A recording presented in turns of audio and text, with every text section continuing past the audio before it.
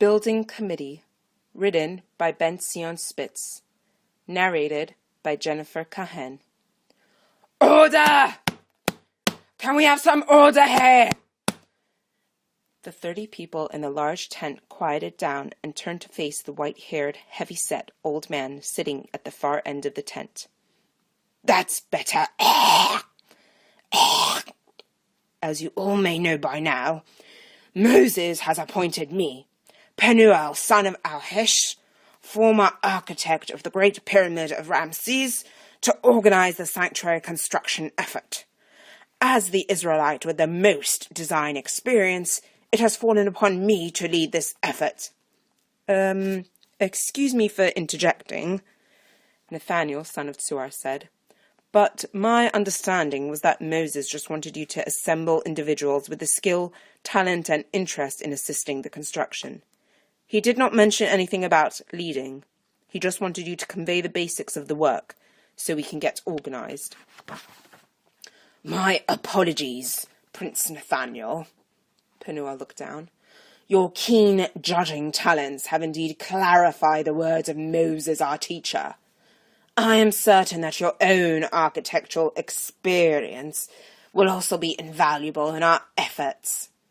Spare me the compliments, Nathaniel said with an edge in his voice, and let us get on with the sanctuary details. Of course, Penuel stated while adjusting the belt around his rotund belly. We are to construct a mobile structure that can be assembled and disassembled quickly and easily. It should not require specialized labor beyond the initial formation of the components. Furthermore, the components must be compact and light enough to be easily transported. The assembly immediately started murmuring. I know, Penuel called out. This is the strangest construction I have ever heard of. One would think that if it is to be a temple to God, it should be massive and solid. I personally do not understand why Moses requested such a nomadic structure. Nevertheless, I shall draw for you an outline of what we are discussing. Truthfully, it is not even that grand. Penuel spread out a large piece of parchment and started to sketch on it with a piece of cold charcoal. This is meant to be the inner sanctuary with a longer room adjacent to it. Penuel drew and pointed. Then it will be surrounded by a larger perimeter that will enclose the sanctuary building. The people in the tent approached and surrounded Penuel's table to take a closer look at his sketch. It is not large, Nathaniel commented, but it is still fairly a big structure to constantly take apart and put together again. Well, I think that with standard bricks, stones, and enough slaves, we can build and disassemble the structure expeditiously. And what slaves would you be referring to, Penuel? Nathaniel asked. We are no longer in Egypt. Your brothers are no longer yours to command or direct in such a wretched manner. Of course. It is my oversight, my old colleague. Penuel wiped his brow with a small rag from his pocket.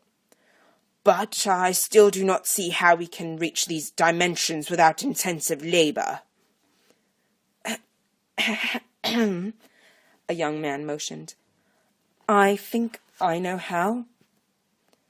I beg your pardon, Penuel exclaimed. Who are you and what are you doing here? I am Betzalel, son of Uri, the young man announced, and I believe I can help. Help! Penuel laughed. Why are you hardly old enough to know how to read a sundial?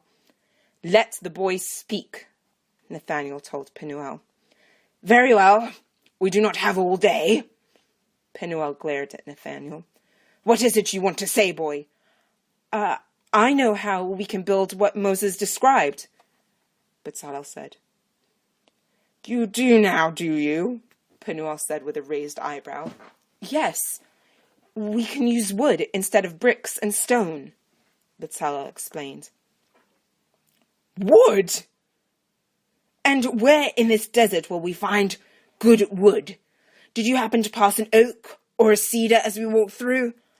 I would even settle for some short olive wood, even though it is terrible for building. Leave us, boy. We do not have time for playing childish games. We can use acacia wood, Betzalel said, unflinching. Acacia wood?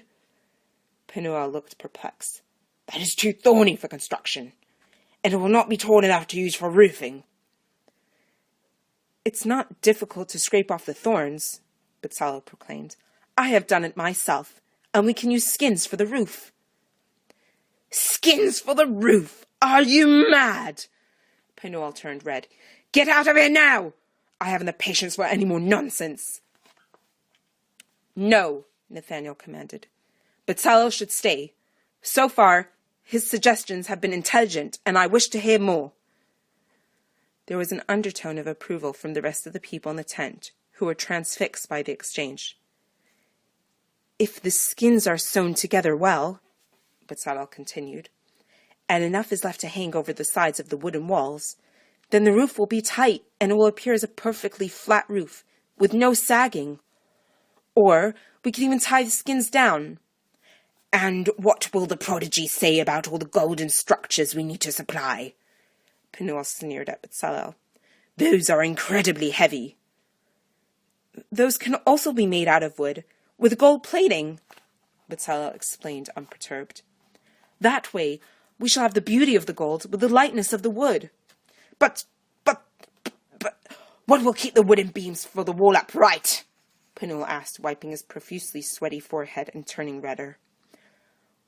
We can have small metal bases into which the wooden boards can be inserted. Betzalel put his right hand out and pointed 2 fingers downwards. He then grabbed the tips of his fingers with his left hand. It will help with anchoring the structure. It will make construction and placement easier, and it will keep the walls straight and sturdy. But, Penuel looked around in a daze. I was supposed to lead this effort. He stood up abruptly. I cannot bear this degradation. Moses appointed me, I, Penuel, son of Ahish, master architect, designer of the great pyramid of Ramses. I should have led this effort. Enraged, Penuel stomped out of the tent. The entire tent was quiet. That was unfortunate, Nathaniel declared. Not surprising, but unfortunate. Nonetheless, we must continue. Betzalel, I am curious about your solution of the wooden beams. The metal bases for support are ingenious. But what would you do about the top of the beam? Would they not be unstable? That is an excellent question, Betzalel smiled. I would consider perhaps tapering the top ends to add stability. I must ask something else first, Nathaniel interjected. How is it that someone so young knows so much about building and has completely original ideas? I, too, was a pyramid designer, and I have never heard of your innovations, though they appear to make sense. My father, Uri, son of Hur, was Pharaoh's chief shipbuilder, and I assisted him. We constantly had to think how to build light and compact vessels. You pyramid builders are always thinking about massive and heavy construction. The tent flap opened, and Joshua, son of Nun, entered, followed closely by Moses. Moses looked around the room. Where is Penuel? He asked. Penuel is currently indisposed, Nathaniel answered. But, Nathaniel motioned to Betzalel, I believe that we may have found the ideal candidate to lead the construction of the sanctuary. Moses' left eyebrow went up imperceptibly, but he said nothing, looking at Betzalel closely. If everyone is in favor of this, I have no objections, Moses declared. God has now given me explicit details that I can relay to you. Moses then started to read from a long list. We are to use acacia wood to build the structure. This has been Building Committee, written by Ben-Tzion Spitz, narrated by Jennifer Kahen.